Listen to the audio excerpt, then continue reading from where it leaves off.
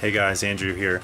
Got the Mark 1 Maquette from Sideshow Collectibles in the mail and wanted to do a in-depth review for you. So maybe if you're on the fence trying to decide between the Hot Toys version and the Sideshow version, maybe this will clear things up for you. It's a very detailed piece. It's a really incredible piece, a work of art, and I'll go ahead and get right to the review. Here's the base that it comes with, and as you can see, this one is number 60 of 700. Which means it's one of the exclusive versions that comes with the alternate head with Robert Downey Jr.'s likeness. But this is a very, very heavy base made of pure polystone, and you can see the details in here where they have put in rust and what looks like welding spots all around this base. Very, very detailed. And the surface looks like the sand from the desert where Tony Stark, got launched and landed in his Mark 1 outfit. Here he is, Tony Stark in the Mark 1 from Sideshow Collectibles.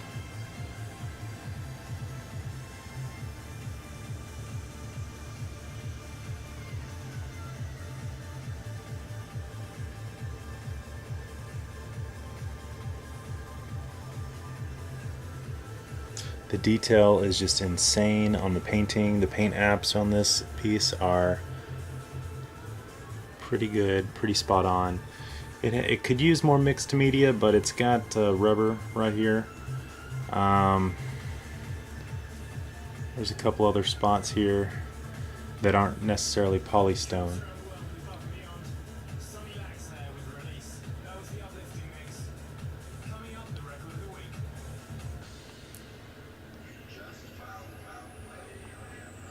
He's got his little flamethrowers right here.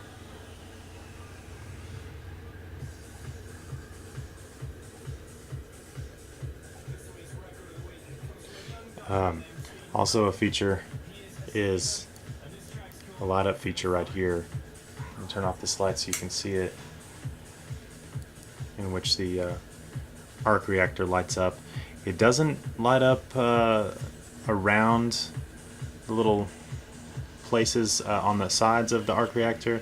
It's not quite as detailed as the Hot Toys version, but still pretty cool.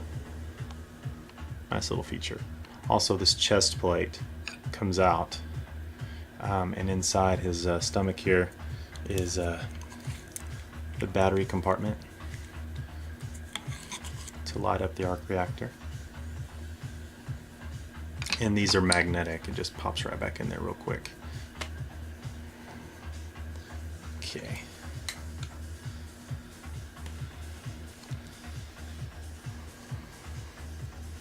As I said, this guy is massive and he is heavy.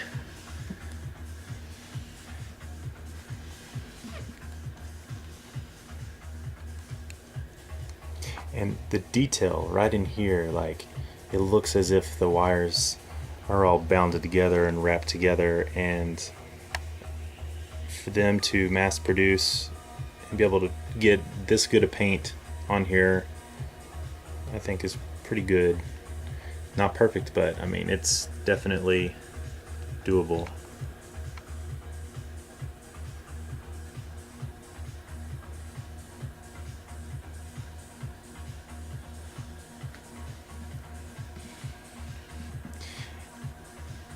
This little servo here on the back. I mean, there's even dents right here, like in the plating where it's been, hit or dinged around, all the crates and things that he took apart to make this outfit.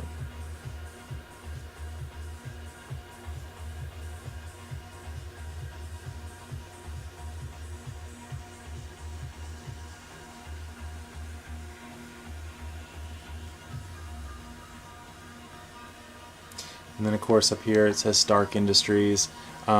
You can kind of see, you can just faintly see the stenciling where they kind of like laid down a little sheet with the stencils on it and just rubbed it in or something. You can, I don't know if I can pick this up on camera. Yeah, you can see just a little bit right here. You can see a little line where it's like They just laid a sheet of it down, but it's not very noticeable, and it looks pretty good, especially all this silver paint they have on here that looks like it's been scuffed up a little bit.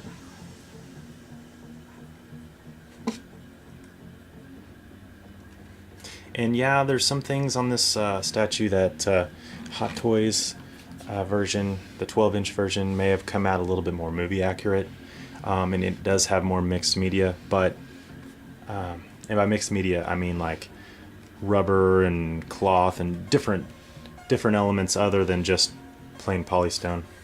But if you want something that's large and statuesque, that would be a really good centerpiece for your Iron Man collection, this would definitely probably be the way to go. Or get both. But